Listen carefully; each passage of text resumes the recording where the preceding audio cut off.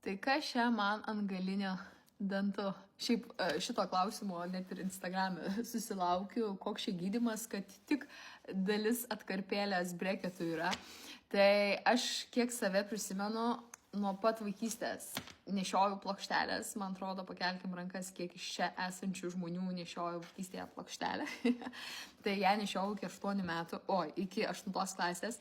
Tada, kaip ir viskas susitvarkė, tiesus dantis, visa kita, bet prieš 2 metus pastebėjau, kad man žiauriai pradėjo kryvėti apačia ir vėl nusprendžiau, kad noriu aš tų tiesių dantų, kad būtų ta graži šypsena, bet kad apačia ištiesintum reikia ir viršų tiesinti, jog būtų tas teisingas sakantis.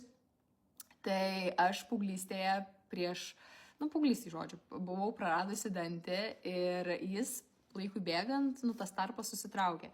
Tai dabar čia yra tik gydymo pradžia, kai čia yra su šita breketo atkarpa atidaromas tarpas, kad man įdėtų protezą ir tada prasidės tiesinimo tas kelias arba su breketais, arba su kapom. Aš nusprendžiau gydytis su kapom, bet irgi gal galit savo patirtis parašyti, kiek laiko gydėtės su kapomis arba su breketais, nes aš įvairiausių tų patirčių esu girdėjusi, kad vieni irgi ten sako, su breketais bus greičiau, bet nei velnio ten kažkas trunka ir 3 ir 4 metus, tai kažkaip dėl tos vizualinės dalies nusprendžiau gydytis su kapom. Tai žiūrėsim, bet dar čia tik pati pradžia ir šiaip aš jau šitą atkarpą turiu 1,5 metų, man tarpas 8 mm atsidarinėja 1,5 metų, tai jau čia jau beveik finišo tiesioji, jau greitų metų turiu protezą dėtis ir tada jau prasidės gydymas.